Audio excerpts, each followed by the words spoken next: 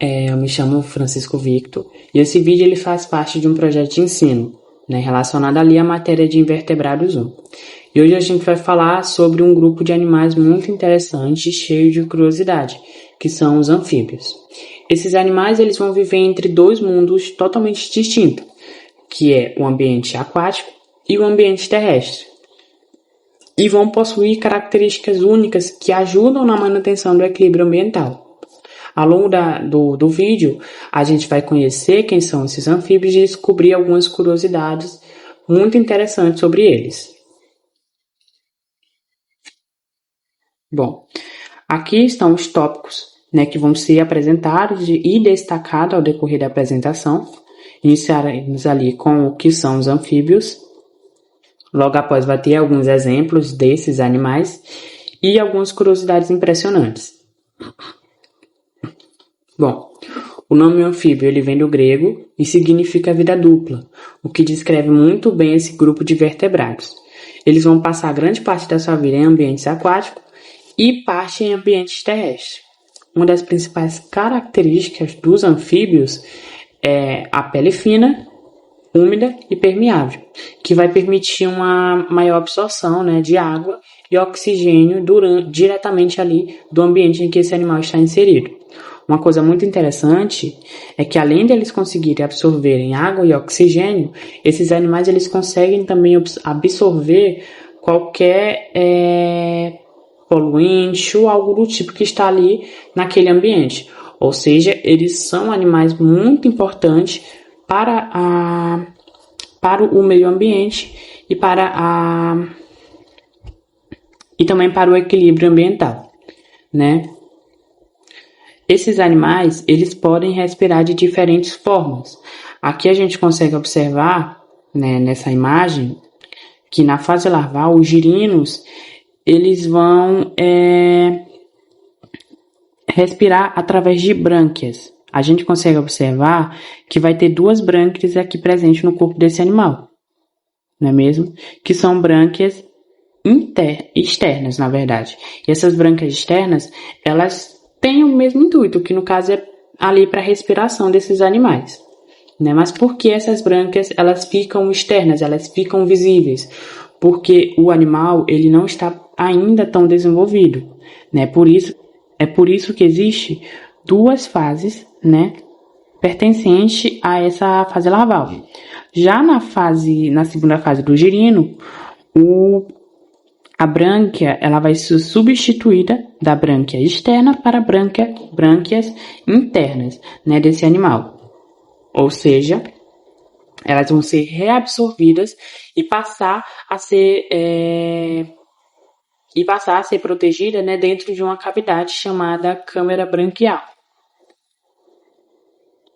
Bom, já na fase adulta, à medida que a metamorfose adulta avança, à medida em que esse animal ele avança, ele se desenvolve, as brânquias internas elas vão desaparecer e vai surgir os pulmões, né, que vai ter um desenvolvimento ali dos pulmões. Então, além deles respirarem através dos pulmões, eles também vão respirar através da pele, né? Então, eles vão ter dois meios ali de respiração. Continuando. Aqui tem alguns exemplos de anfíbios. Os anfíbios a gente conhece muito bem, que são animais como os sapos, as rãs e também as pererecas, que são bem conhecidas e bem natural ali, a gente consegue observar no nosso dia a dia. Mas tem outros animais que não são tão conhecidos ou não são tão discutidos assim.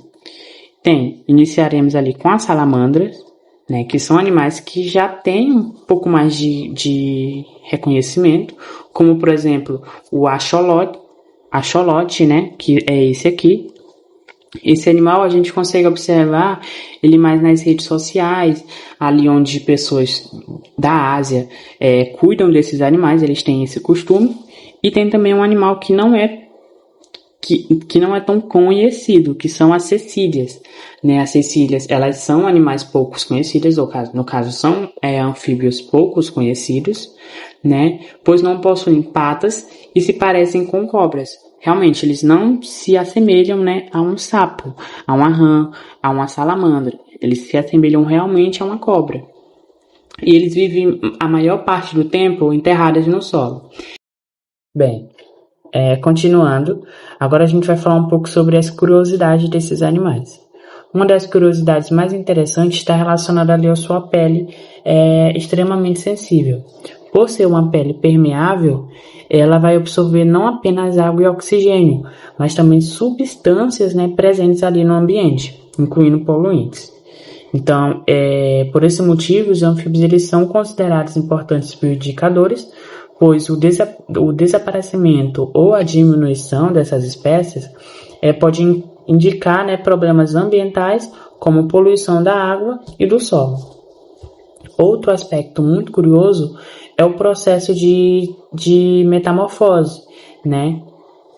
Ou seja, os anfíbios eles vão passar por grande transformação ao longo do ciclo de vida, como foi falado, como foi mostrado ali nas imagens, né, da questão ali da respiração, né? Muitos desses animais, eles vão iniciar ali no ambiente aquático, logo após ele vai passar para o ambiente terrestre. Tem também a questão do desenvolvimento desses animais, eles iniciam ali com caudas, sem patas e respirando por brânquias. Logo após, com o desenvolvimento do seu corpo, vai ter o surgimento ali das patas, a cauda ela vai diminuir e a respiração ela passa a ocorrer tanto pelo pulmão, né, que foi desenvolvido ao decorrer do tempo, como também pela pele. Cada espécie ela vai possuir um som característico, o que ajuda na identificação, né, entre indivíduos da mesma espécie. E para finalizar, algumas espécies elas produzem substâncias tóxicas na pele como forma de defesa contra predadores. Apesar disso, nem todos os sapos ou rãs eles são venenosos e essas toxinas ela tem como principal função de proteção, ou seja, o animal ele só vai ativar aquela função quando ele se sentir realmente ameaçado, quando algum animal for ali predá-lo ou quando alguma pessoa for mexer nele. Então realmente é como um instinto mesmo.